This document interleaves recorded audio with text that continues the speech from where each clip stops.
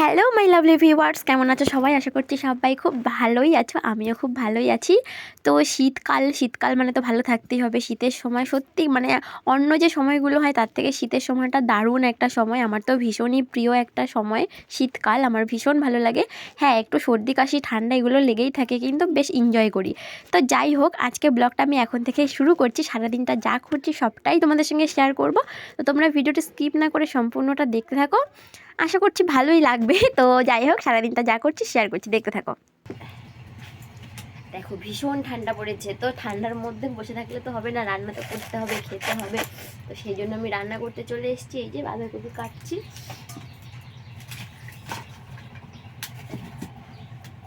ভাত বসিয়ে দিয়েছি, ওইদিকে ভাত হচ্ছে।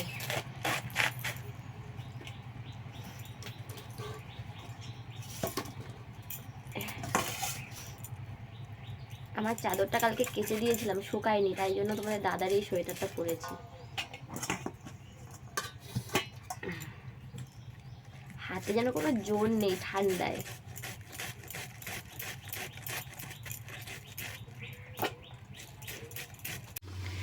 এখানে দেখো এই যে বাঁধাকপি ভাজা হচ্ছে, আর এই যে ভাত এদিকে হয়ে গেছে, ভাতের ফ্যান ঝরাতে দিয়েছি। আর এই যে থানকুনি পাতার বড়া, এই বড়া করেছি। আর মা মাছ কাটতে গেছে, বাবা বাজারে গেছিলো, বাজার করে নিয়ে আসলো। এই যে পালং শাক, বেগুন, শিম, লঙ্কা, আলু সমস্ত নিয়ে আসলো। আর আমি একটু মাঝে মাঝে হাতটা একটু আগুনে সেঁকে নিচ্ছি, এত ঠান্ডা হয়ে গেছে না, ভীষণ ঠান্ডা লাগছে। তো বিয়েবাড়ির পর্ব তো শেষ হয়ে গেল। তো বিয়েবাড়ির পর্ব শেষ হয়ে গেলেও জীবনটা তো থেমে থাকবে না। তো যাই হোক, আবার প্রতিনিয়ত যা করছি সবটাই মানে সবই শেয়ার করছি। প্রতিদিনের জীবনে যা করতে হবে সেই সব কাজ আবার শুরু হয়ে গেছে। তো দেখো, রান্না বাড়া, খাওয়া দাওয়া, সংসারের যা কাজ থাকে সেগুলো তো করতেই হবে, তো সেইগুলোই আবার করছি। আর এসব অনুষ্ঠান বাড়ি পড়লে কী হয় বলো তো, আরও এক্সট্রা মানে কাজ অনেক বেড়ে যায়। তো সেই মানে কাজগুলো করতে করতে কয়েকটা দিন আমার মানে ভীষণ খাটুনি হয়ে যায়। তো সেই মানে সেরকমই একটা দিন আজকে আমার। তো সকালে রান্নাবাড়া করে নিয়ে আজকে অনেক কাজ আছে, প্রচুর কাজ আছে। এই যে বিয়ের কদিন আমরা মানে যে জামা কাপড় পরেছি, সাজগোজ, ঘর বাড়ি মানে এলোমেলো হয়ে গেছে, মানে সব জিনিসপত্র গোছাতে হবে, সেই একটা বড় কাজ রয়ে যায় মানে অনুষ্ঠান শেষ হলে। তো সেই কাজটাই আমার পড়েছে। তো আমার ঘরটা তো গোছাতেই হবে, আবার নিচের ঘরটা মানে আমার পিসিরা এসছে তোমরা জানো, তো সেই নিচের ঘরটাও গোছাতে হবে, সমস্ত সব গোছাতে হবে। তো সকালবেলা সব মানে দুপুরের রান্নাটাও করে নিচ্ছি একেবারে, তারপরে সব ঘর বাড়ি সব। তো দেখো, রান্নাবাড়া কমপ্লিট হয়ে গেছে, মা সবাইকে খেতে দিয়ে দিচ্ছে। আমি এখন খাবো না, আমি কারণ জামা কাপড় অনেক কাচতে হবে, অনেক জামা কাপড় হয়ে গেছে। তো খেয়ে নিয়ে আর জামা কাপড় কাচতে কষ্ট হয়ে যাবে, তো বললাম তোমরা খেয়ে নাও, আমি পরে খাবো। আর সকালে বিশেষ করে আমার ভাত খেতে একদমই ভালো লাগে না। তো দেখো, আমি এখন চলে যাবো আমার ঘরে, তো দেখতে থাকো। তো দেখো, বিয়ে বাড়ি তো মিটে গেল, এখন হলো কি কাজের পাহাড় জমেছে বাড়িতে। কাজের পাহাড় বলতে দাঁড়াও দেখাচ্ছি। এই যে দেখো, এই যে দেখতে পাচ্ছ, এই যে পাহাড়, এই যে পাহাড়টা আমার এখন গোছাতে হবে। পাহাড় বলতে জামা কাপড়, বালিশ, কাঁথা, মানে সব কিছুর পাহাড় জমেছে। আর ওই সাইডে সব সাজের মানে সাজগোজের জিনিস ছিল, ওই যে ওই সাইডটাতে সব মানে এই দুদিন বিয়ে বলো, বৌভাত বলো, যেখানেই গেছি না কেন সব মানে যা জিনিসপত্র সব এনে এনে ওখানেই রাখা হয়েছে, কিছুই গোছানো হয়নি।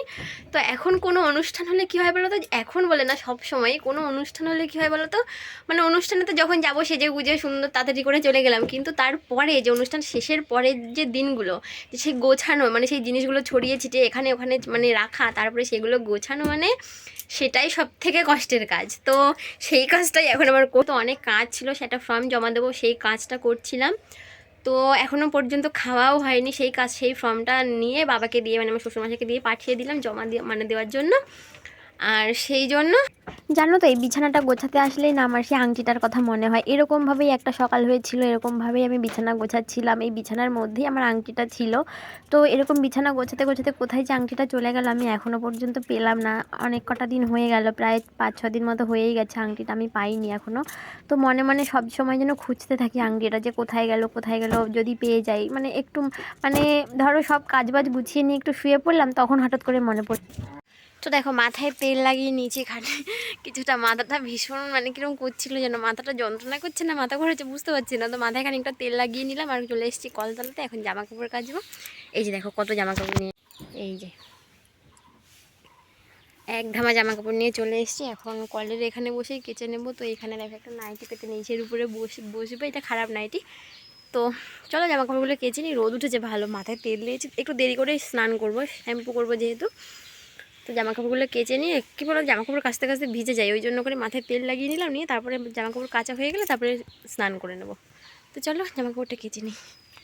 তো রান্না করে নিয়েছি, আমি এখনও খাইনি, না খেয়েই মানে সব মানে কী বলো তো, খেয়ে নিলে না আমি একদম কাজ করতে পারি না। তো সে ভাবলাম যে সকাল সকাল যখন রান্নাটা হয়ে গেছে তাহলে আমি জামা কাপড়গুলোকে কেচে নিয়ে স্নান করে নিই, তারপরে কটা খেয়ে তারপরে একেবারে শুয়ে পড়বো, তাহলে আর কেউ ডাকবেও না আর কোনো কাজ থাকবেও না। তো সেই জন্য ভাবলাম না খেয়ে এখন একটু কাজ করে নিই। দেখো এখানে জামা কাপড়গুলো ভিজিয়ে নিচ্ছেন আমি, মানে এই জামা কাপড়গুলো কী বলো তো, মানে খুব একটা ময়লা না, তো মানে এগুলো অল্প একটু হাত দিয়ে একটু কেচে নিলেই হয়ে যায়। মানে আর যেহেতু একটু গরম জল করে নিয়েছি, আমি যখনই জামা কাপড় কাচি একটু সুতির জামা কাপড় মানে গুলোতে না আমি একটু গরম জল দেওয়ারই চেষ্টা করি, তাহলে খুব বেশি মানে খাটনি করতে হয় না। যেমন জামা কাপড় খুব আঁচড়ে আঁচড়ে কাচতে হয়, সেটা করতে হয় না। তো সেই জন্য আমি একটু গরম জল করে নিয়ে সব সময়ের জন্যই দেখবে আমি যখন জামা কাপড় কাচি হালকা উষ্ণ গরম জল করে নিই, যাতে একটু মানে কষ্টটা আমার কম হয়। তো এই জামা কাপড়গুলো যে ভিজিয়ে নিচ্ছি, এগুলো হাত দিয়ে একটুখানি মানে কেচে নিলেই হয়ে যাবে, তো সেই জন্য কষ্টটা কম করতে হয়। তো এই কলতলায় আমি জামা কাপড়গুলো কেচে নিয়ে চলে এসেছি পুকুরে। দেখো কি বলো তো, সত্যি কথা বলতে খাইনি তো সকালবেলা থেকে, আমি যেন কল চেপে মানে জামা কাপড় ধোয়ার আর শক্তি ছিল না আমার। আর সত্যি কথা বলতে কদিন এত খাটনি হচ্ছে, এদিক ওদিক যাওয়া সমস্ত ভীষণ কষ্ট হয়ে যাচ্ছে। তো ভাবলাম সেই জন্য যে পুকুরেই চলে যাই, পুকুরে তো অনেক জল আছে, ওখানে গিয়ে জামা কাপড়গুলো ধুয়ে নিয়ে আসি। আমি খুব একটা পুকুরে জামা কাপড় ধুতে আসি না। তো এখন এই জামা কাপড় ধুয়ে নিয়ে স্নান করে নিই, তারপরে কটা খেয়ে, তো দেখো স্নান করে কটা খেলাম, খেয়ে নিয়ে তারপর উপরে এসেছি। মানে সকালবেলা তো খাইনি কিছু, তো ভীষণ খিদে পেয়ে যায়, স্নান করে আসলে আমার সত্যি ভীষণ খিদে পেয়ে যায়, মানে আর নড়তে পারি না খিদের জন্য। তো দেখো ঘরটা সুন্দর করে আজকে গুছিয়ে নিয়েছি পুরো, বিয়েবাড়ির ঝামেলা করে এদিক ওদিক করে প্রচুর এলোমেলো হয়েছে। বিছানার চাদরটা পাল্টালাম এটা, আর এইদিকে বালিশের ওয়াটারগুলো সব পাল্টালাম। তো শুকাবে না মনে হচ্ছে, কারণ রোদ নেই খুব একটা, শীতকালের রোদুর বুঝতেই পারছে, এখন তাই 3টে বেজে গেছে।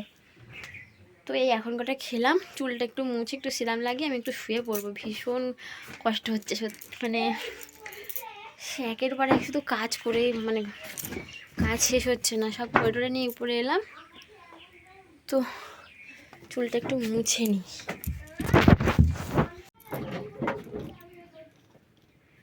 চুলটা পুরো ভিজে, মানে সবেমাত্র খুললাম।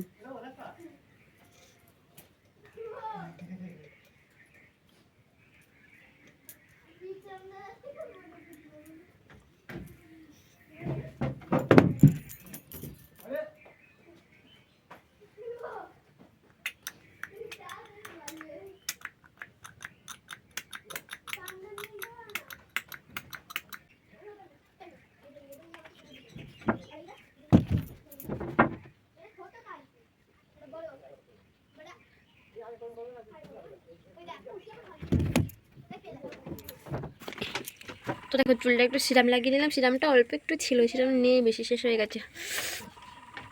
তো সিরাম কিনতে হবে। এখন একটু শুয়ে পড়বার, মুখে এক কুচি সুপুরি মুখে দিয়েছি, মানে ভাত খেয়ে উঠে কিরকম ভালো লাগছিলো না যেন, ওই জন্য ঠাম্মাকে খুঁজে পেলাম না, ওই জন্য একটু পান খেতে পারলাম না। তো একটু কাঁচা সুপারি তাই একটু গালে দিয়ে চলে এসেছি। এখন একটু শুয়ে পড়বো, আর চুলটা এরকম খুলে দিয়েই শোবো, মানে ভিজে তো সেই জন্য। তো চলো একটু শুয়ে নিয়ে বিকেলবেলা কী করছি সবটাই শেয়ার করছি।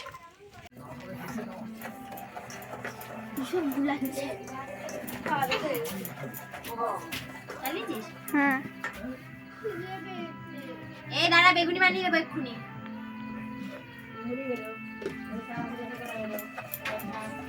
বেগুনি করবো, দেখো এই যে বেগুন নিয়েছি, এই যে ফাটিয়ে দেবে সুন্দর খাবার।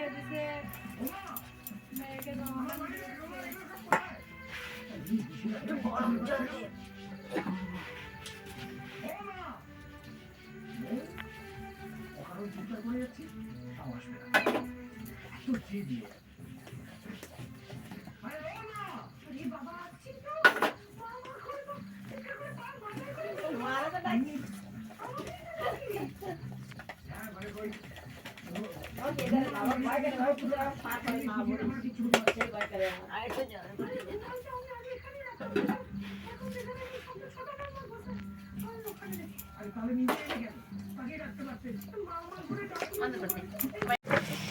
তো তো দেখো এই যে বেগুনি ভাজা হচ্ছে, এখানে কটা ভেজে রেখেছি। এই যে বুনো অর্ধেক খেয়ে রেখে গেল, কাকিমা ডাকলো তাই জন্য। আর এই যে দেখো এদিকে ভাজছি, আর ভাত বসিয়ে দিয়েছি ওই দিকটাতে। বলো। শীতের সময় একটু সন্ধেবেলা হোক, যখনই হোক, একটু গরম গরম পিঠে খেতে পারলে কত ভালো লাগে না? তো দেখো মা এখানে একটু তেলের পিঠে বানাচ্ছে, পিসিরা এসছে তো পরের দিনকে সাজ পিঠে বানাবে, সেটা অবশ্যই অন্য ব্লগে তোমাদের সঙ্গে শেয়ার করব। তো দেখো এখানে একটু ময়দা এইসব দিয়ে, ময়দা, কলা, সুজি, দুধ এইসব দিয়ে একটু তেলের পিঠে বানাচ্ছিলো। তো আমি একটা নিয়ে এসেছিলাম, তুনুকে একটু দিলাম, যে ও বললো খাবো, তো আমি বললাম যে দাঁড়া নিয়ে যাচ্ছি। তো ও একটু খেলাম, আমি একটু খেলাম। তো এখন ভাত খাওয়ার সময় হয়ে গেছে, এখন আর পিঠে খাবো না, পরের দিন খাবো। তো দেখো এখানে ওই তেল পিঠেটাকে না মানে দুধে ভেজালে দারুণ লাগে খেতে। তো চলো এই পিঠে খেতে খেতে আজকে ব্লগটা শেষ করলাম, আর নেক্সট ব্লগে অবশ্যই শেয়ার করব মা অন্য কী পিঠে বানাচ্ছে। তো আজকের ব্লগটা এখানেই শেষ করলাম, কেমন লাগলো কমেন্টে জানিও, ভালো লাগলে লাইক কমেন্ট শেয়ার করে দিও, চ্যানেলটা সাবস্ক্রাইব করে। দেখো এখানে পিঠেগুলো কি দারুণ হচ্ছে, আমার কিন্তু এই পিঠে ভাজা দেখতে বেশি ভালো লাগে খাওয়ার থেকেও। পিঠে খেয়ে যাও। ও বাথরুমে যাচ্ছে বর্ষা।